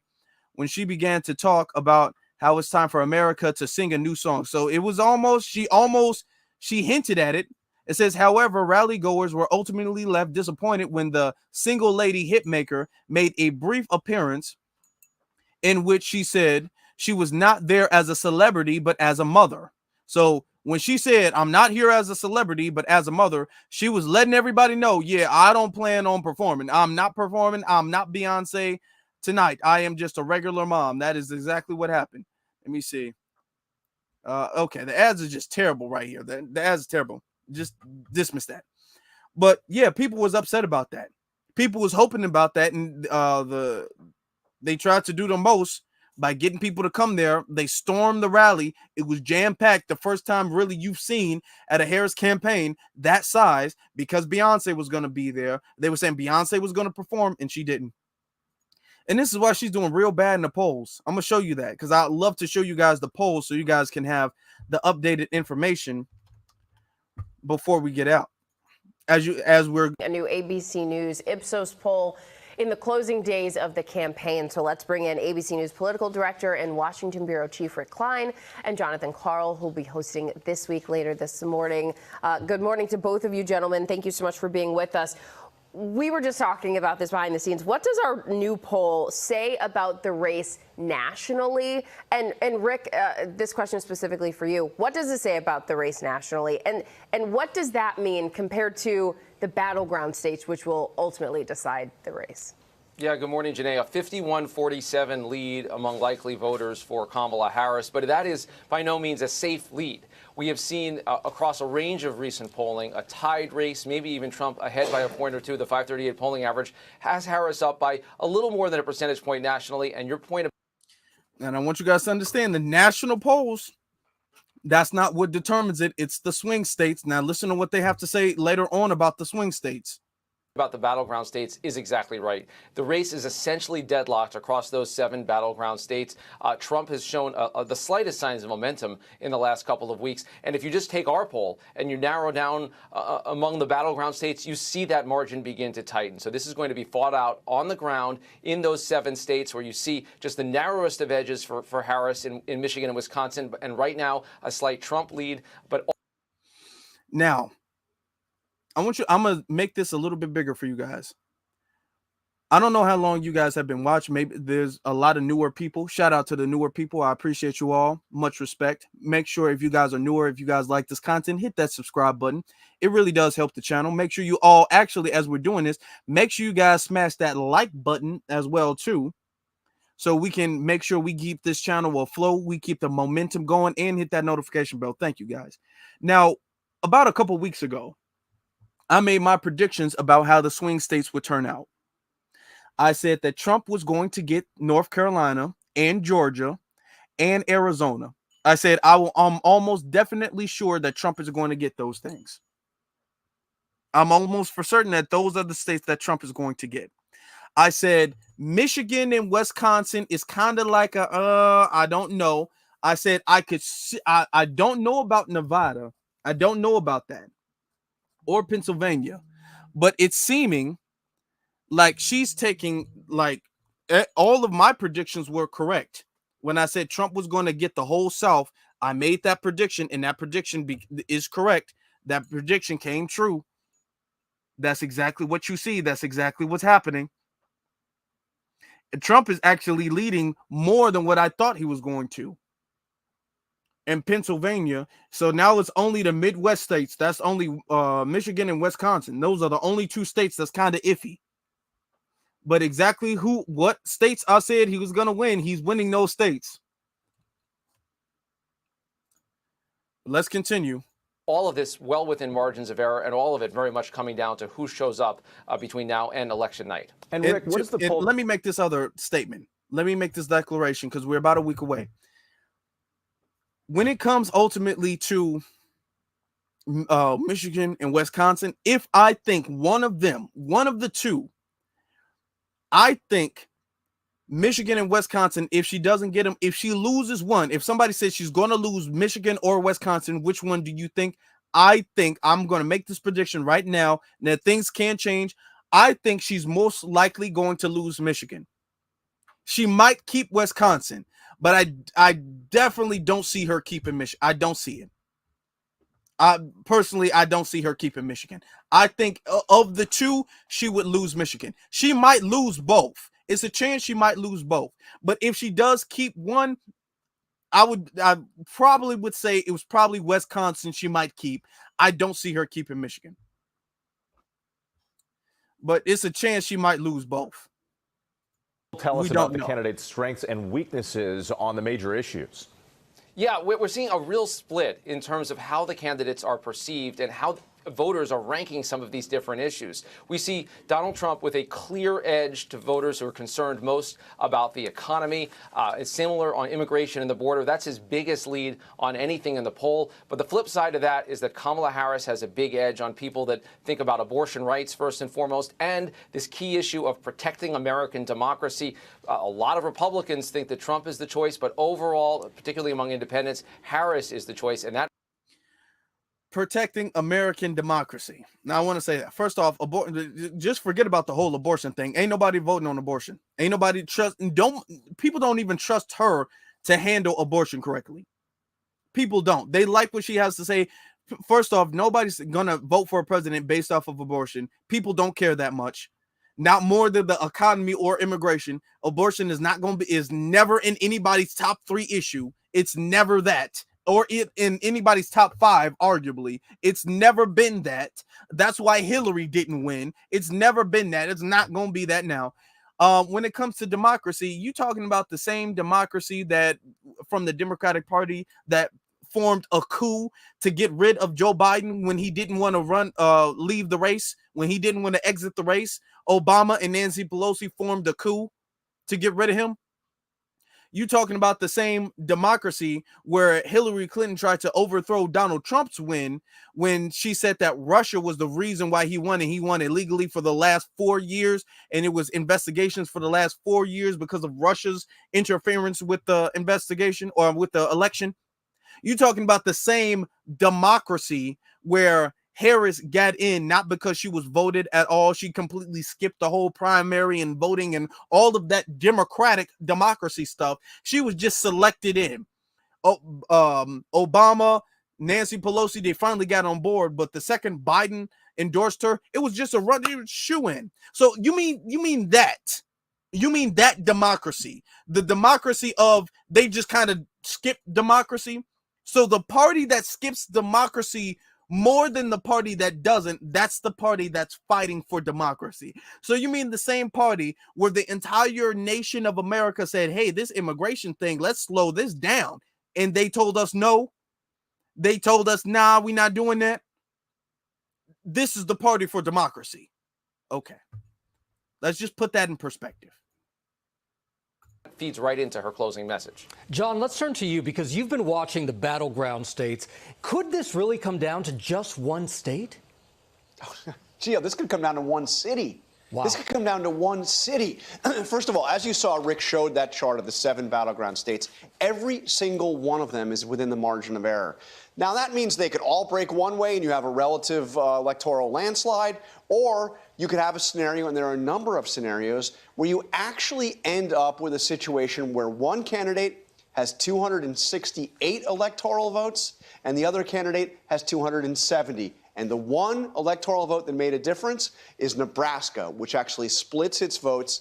The area around Omaha has a single electoral vote, and that is an area right now where Kamala Harris has a lead, and she may need it. She may need it to get over the top. We'll see how it plays out. And John, what will the key message from each candidate it be in these final 9 days? And really, John, what could it be? Because when a race comes down to that close, and the criticism of each candidate, when 8% of people, according to our poll, believe that Donald Trump is a fascist but would still vote for him, what could either candidate say? I mean, don't you want to... Okay, they use the word fascist a lot, and they don't ever explain exactly what he's going to do versus what they're going to do. They fit the definition of fascism for their entire term more than he has in his entire term. Okay. Janae, get out there and meet some of these undecided voters. Yes. How at this point are you undecided in this race? Look, it's pretty simple going down to the argument for Trump is essentially, and he said it last night, are you better off today than you were 4 years ago? Now, that's the argument Republicans want him to be making in the end. But, of course, he is not known for message discipline. He talks about things like the enemy within. His Joe Rogan podcast, he was talking about life on Mars. He's not exactly disciplined in making that message. But that's where Republicans say it has to come down to. And for Kamala Harris, what she is really... Now, Trump is not the brightest guy. We're not going to say Trump is the brightest guy. And Trump does need to work on message discipline. He does. But you are not going to tell me at all, you can't convince me at all, that Trump is worse when it comes to message discipline than Kamala Harris. I've never seen a politician ever be worse when it comes to messaging at all than Kamala Harris. You mean to tell me the same Kamala Harris that can't answer a direct question, no matter how easy the question is, people can literally give her the answer and she still messes the question up? If I can say 1 + 1 = 2. Now, what is 1 + 1? 4? That's her. That is her. Like a dummy. That's her. Now, I'm not going to sit up here and say that Trump is the most articulate. He's the most disciplined when it comes to his messaging. But between him and Harris, it's night and day. It's very much so night and day. Lord, and let's listen to this. Zeroing in on now is what she defines as the threat of Donald Trump. You heard her say that he is a fascist. She is basically just quoting people who worked very closely with Donald Trump, like John Kelly in the White House. But she is making the case not just for her own policies, but that the country has a severely important choice, and that Donald Trump actually poses a threat to American democracy. All right, John, Carl, and Rick Klein, we so appreciate your guidance here on this consequential Sunday, just 9 days away. Okay, just 9 days away. It's almost over, y'all. It's almost over. And the thing is that they're not doing well. They're not doing well. I want to show y'all another poll. Just to drive this home, I want to show y'all a poll, and this poll came out today. That poll was from yesterday, and this poll is from today. Hold on. Why is it playing like that? Just so we can understand, I want you guys to understand exactly where we are when it comes to this election. So let me show you guys this poll. About as tight of a race as it can get. CBS News Director of Elections and Surveys, Anthony Salvanto, back with us here, joining us now with some findings from a new hot off the presses CBS News poll. Anthony, it is always a pleasure. You always have something interesting to share with us, especially with Election Day now, just a little over a week away. Thank you for being here with us. Indeed. Well, you said tight, close. We're sort of running out of words to describe this. Hasn't moved a whole lot over the last few weeks and months. But look, it's +1 nationally, Harris, in our latest poll. It is exactly even across the battlegrounds. Remind everyone, this is an electoral college contest, and those closest states are all even. Folks by now might know them by heart, right? Got your Arizona, Georgia, Nevada, North Carolina, all of that in our estimates within the margin of error. Michigan, Pennsylvania, Wisconsin. I've been saying this for a while. It looks increasingly the case. This comes down to turnout, to who decides to vote, to who decides not to vote. That's what's going to swing this. Almost no one is undecided at this point. That's what's going to swing this race. Now, Anthony, speaking of who votes and who doesn't vote, let's look at that gender gap, right? We've had both candidates really lean in terms of getting the male vote, the female vote, the different issues. How does the gender gap shape the race and views of the candidates? So this gender gap where you see more women voting for Harris, where you see more men voting for Trump, it's the highest gender gap we've seen yet in our polling this year, tied for that. It's approaching historic levels that we saw in 2016. And Courtney, let me show you one reason I think is driving this. And that's the campaigns themselves, at least in the minds of voters. Now, hold on. Before we get to that, I want you guys to look at this. I'm going to make this a lot bigger for you guys to see. Before we get to it, do you guys understand this is almost how it was in 2016 when Hillary was going up against Trump? This is almost identical to how Hillary was with Trump. She had a big lead, over 10% lead over Trump when it came to the gender gap. They were talking about the women are going to turn out for her, the women are going to turn out for Clinton, and that didn't happen. That didn't happen at all. It happened the very opposite, to be very honest with you. That was the opposite of the case. Women completely turned out for Trump. Those white women turned out for Trump and the men turned out for Trump. She didn't get the women vote. And to digest this, we're going to say men and women collectively, okay, they don't really have this very different dynamic view of issues that the media and that politicians like to try to play. Men and women really don't have this very different ideology of issues. There are some issues that women might be a little bit more concerned with than men, but besides that, that's it.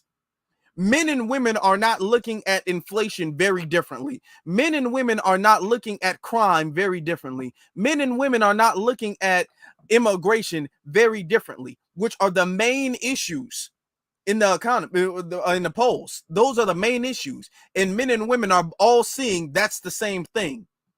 The only thing that men and women are slightly, and I'm talking about just nationally, are looking at is abortion, which is not in the top 3 or 5 of their issues. This is the same thing they said with Hillary Clinton. Let me tell you something. I would be surprised. I'm making this statement about what I think. I would be honestly, well, I wouldn't be surprised. I'm going to say be safe. I wouldn't be surprised if half of the women who said that they're going to vote for Kamala lie.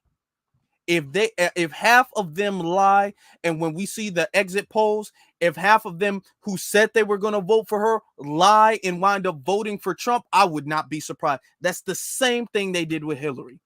They was Hillary all the way up until November 5th, and then bam, it was Trump.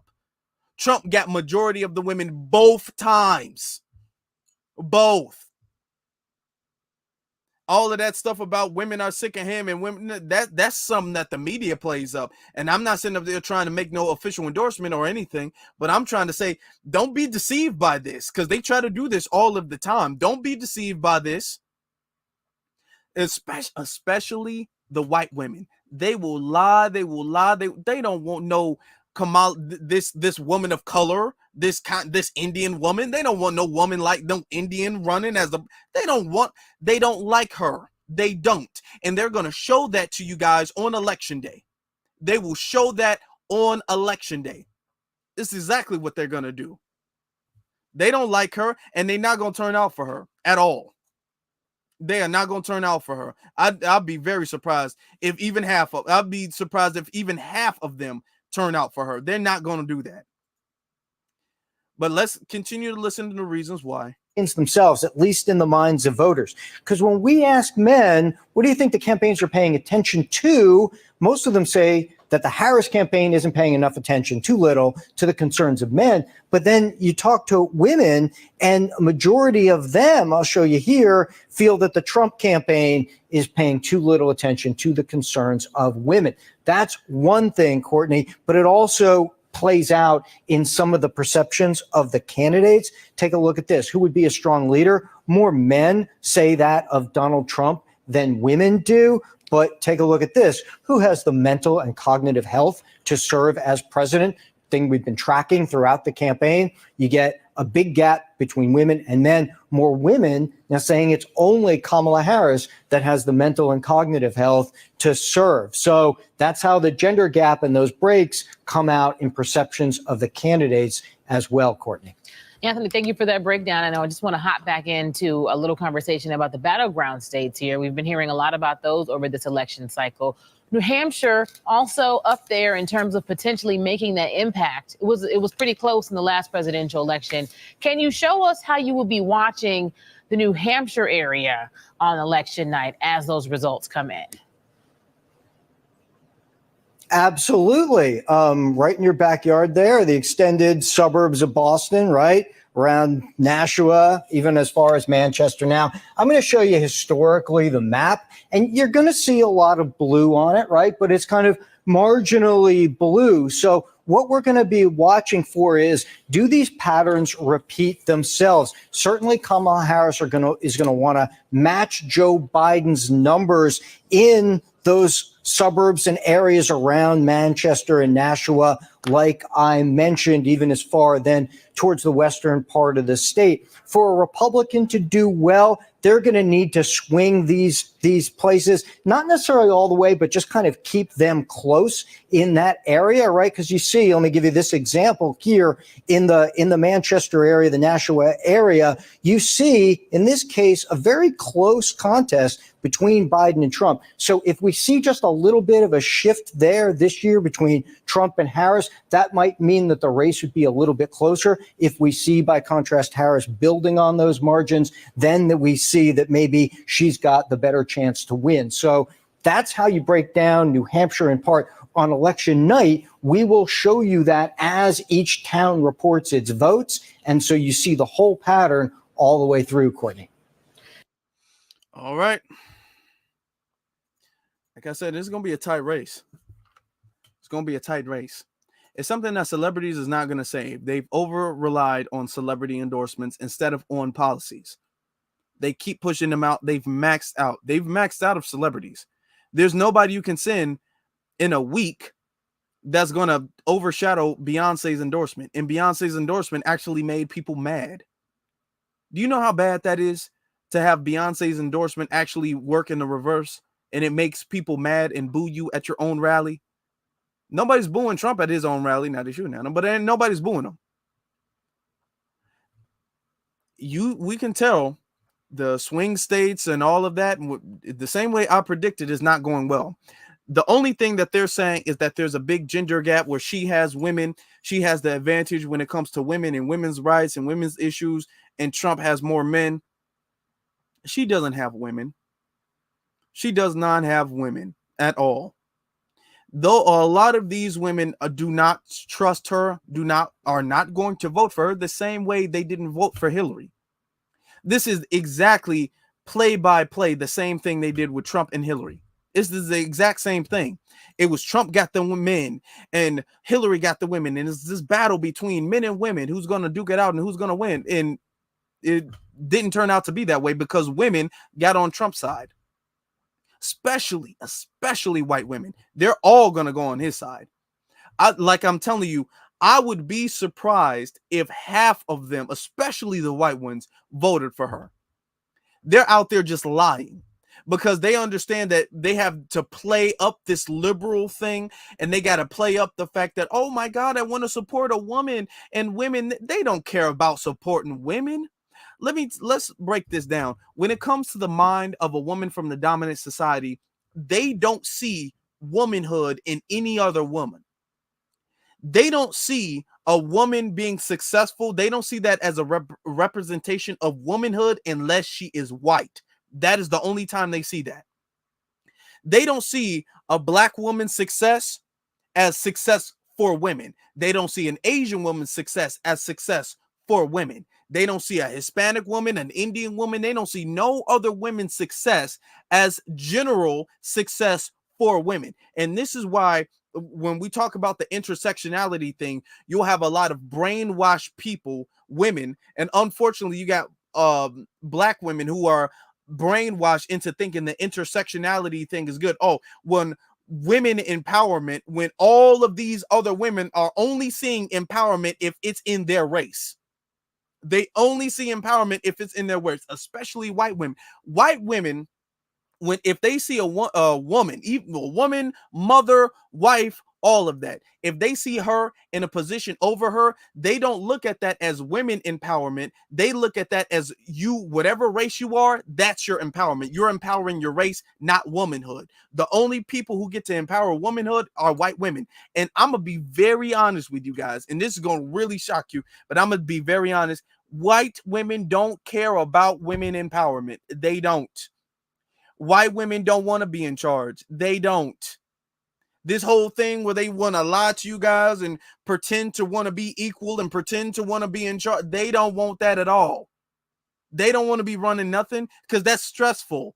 That's something that they don't want to do. Now they've been doing that so much. The feminist movement has been pushing for women empowerment and women being in these positions, in these roles so much. Now you got women going the opposite direction. Now you got women talking about they want to be in their soft girl era and demure and ladylike and all that stuff.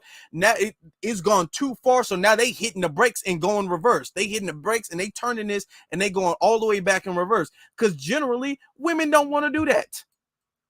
Women don't want to do that. White women sit up there and lie all they want to about wanting to lead the household and then not do that. They do that. They have historically always done that.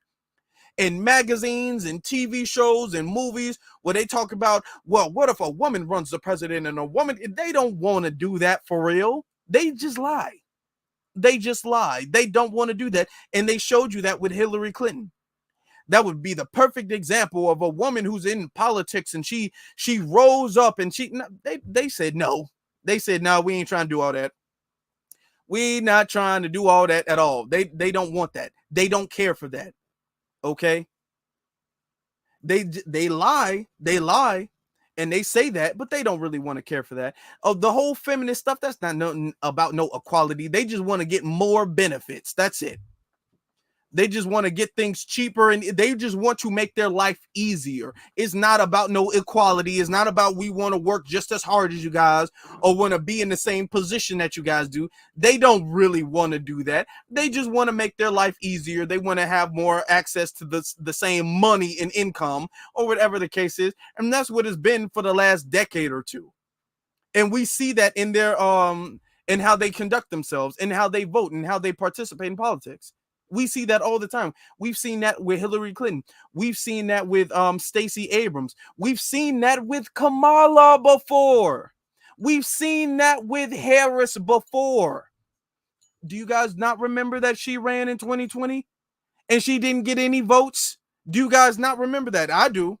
I remember that like that was yesterday. She ran in 2020 already and didn't get any votes at all. Not the women votes. Now, all of these women are all of a sudden coming up talking about women empowerment and, oh my God, she's a woman of color and that's so great. They didn't vote for her the first time. You think they're going to do it the second time? They didn't come close to voting for that woman the first time. She had to drop out the race immediately after that.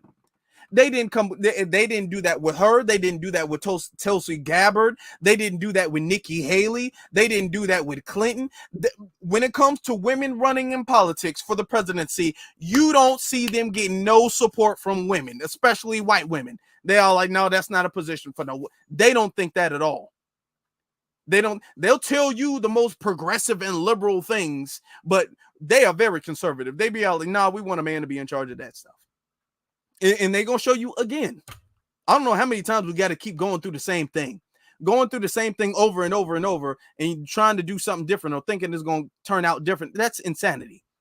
We should know them well enough to know what they're going to do. And especially y'all calling this woman black. Y'all calling this woman black, even though we know she's not. She's not white. Y'all think these women who don't ever support women being the president, you've never seen that. They just lie all the time. You've never seen that with white women. And y'all think y'all gonna let this tanned, cackling Indian come up there and be the president? Do y'all think? No. If I was Trump, I'd make the bigger appeal to the women, because they're not gonna sit up there and vote for her at all, and we're gonna see that in a week. They're not gonna do that at all.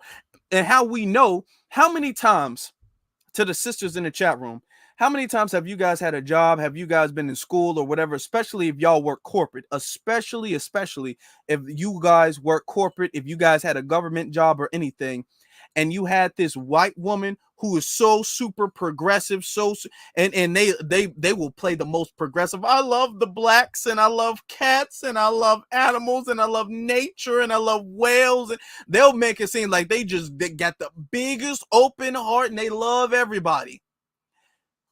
Let them see you get a promotion before they do. If they love black people and black culture and everything, and they just love that, so let you as a black woman get a promotion before they do. And there's hundreds of black women in this chat room who can contest to what I'm saying. The brothers can contest to what I'm saying too. How many times, I want to raise your hand in the chat room if you guys have ever experienced a white woman who be acting like she's super cool, super nice, super loving, or whatever the case is, and then something make her upset, and then she doesn't get the thing that she feels entitled to. Somebody gets this promotion, a non-white woman gets this promotion over her, and her entire attitude, her entire disposition changes. They flip. I'm talking about Dr. Jekyll and Mr. Hyde. They just transform. It's the Bruce Banner versus Hulk thing. They transform into a different person. How many times you see them? They're so nice and friendly to people, and they be talking the worst, nastiest crap about people behind closed doors. And you be like, damn, she was so nice to her while she was there. Like, I'm talking about they are robotic with the way they just turn on and off. You think these women are going to vote for Harris? That is crazy. That's crazy to think that Harris is going to get the white woman. That's crazy. You'd be crazy to think that Harris is going to get the white women vote and that white woman going to go home to a white man. What? No. Y'all got America really messed up if y'all think that this is some type of gender thing. That's what the dominant society wants to confuse us with. But we know better than that. We've seen how they operate. We know them as foundational Black Americans. We know them. We've been dealing with them longer than any other demographic, any other ethnic group. We should know how they move step by step. There should be no other ethnic group of people in this world who knows them better than we do. We should know exactly how they're going to be, and we do. And that's why I'm saying they're not going to vote for her at all. They are not turning out for that woman at all, period. And we know this. They can bring out Beyonce, and it's a lot of them who like Beyonce. You think a lot of them like Beyonce? They like entertainers. They don't like entertainers to tell them what to. They don't like non-white people telling them what to do. They don't like that.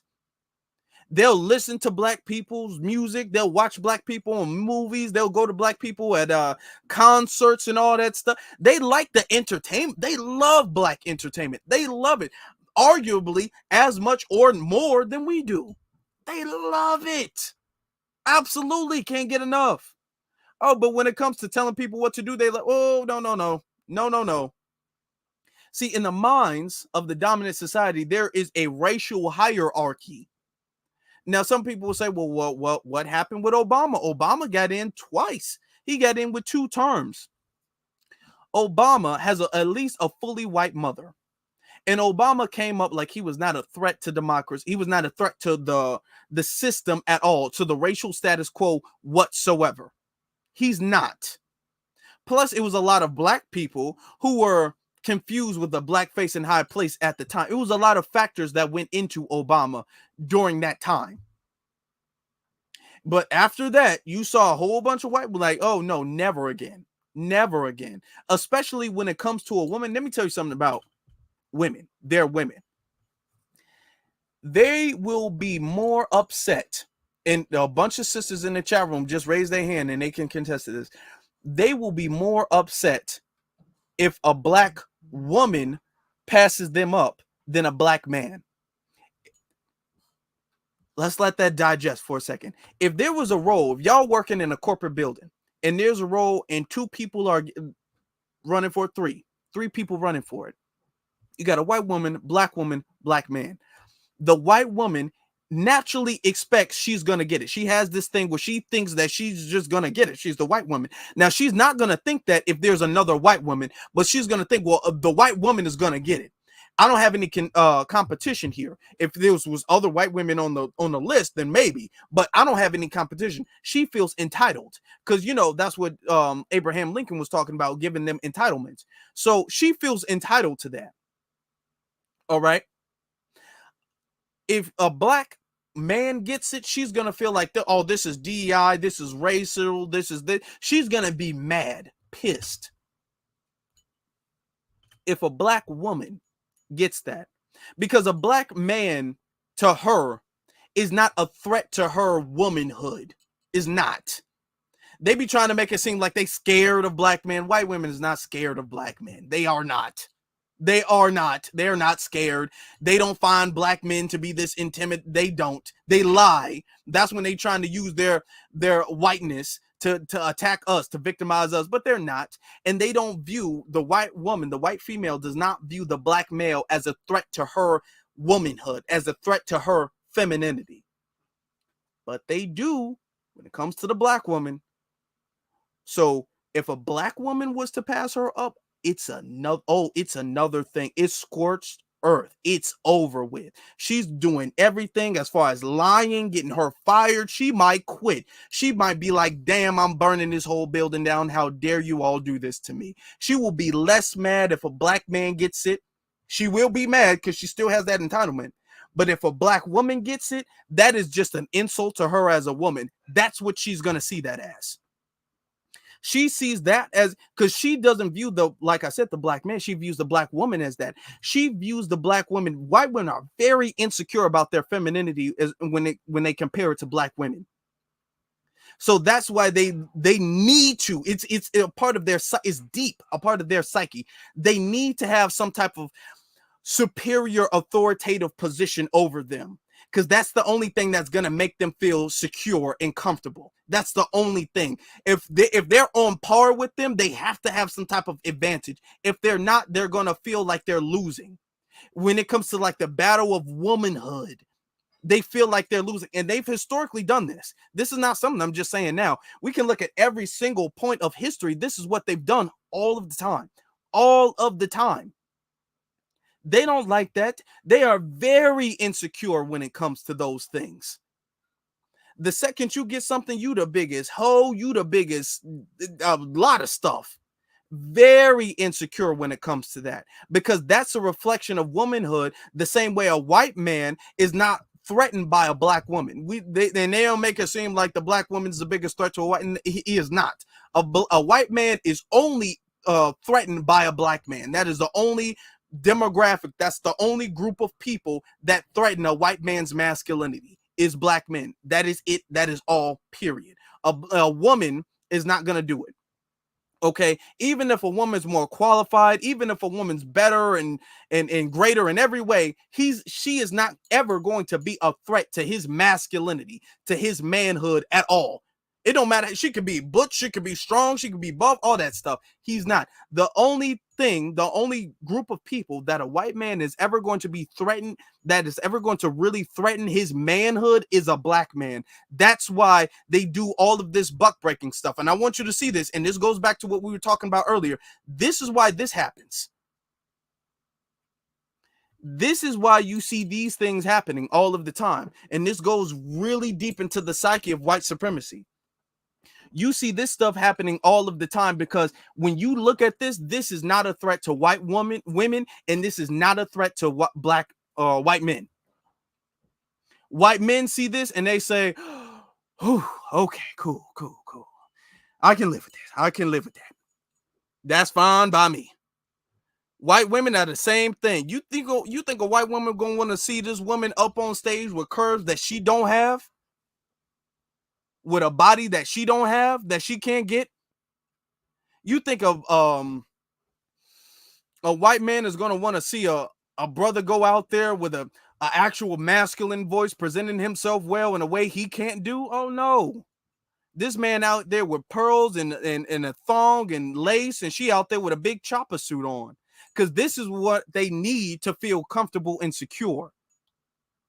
I want you guys to notice you ain't seen a single white man out there with no lace dress campaigning for Harris. I'm talking about, and not just talking about voting, I'm talking about on the stage with the microphone. You ain't seen a white man do that at all. You ain't seen a white woman out there with a suit like that. You don't see no white woman out there looking like she Lori Lightfoot. They did that like a week or two ago with Karine Jean-Pierre, whatever her name is, with that big suit. You don't see them doing that to white women. Oh no, if they gonna be outside, they gotta look all ladylike and all girly and feminine. If a man gets out there, he gotta be wearing a suit or at least a dress shirt, at the very least. Even a t-shirt or something, but he ain't gonna be out there dressed like no girl. But they will do that to black people.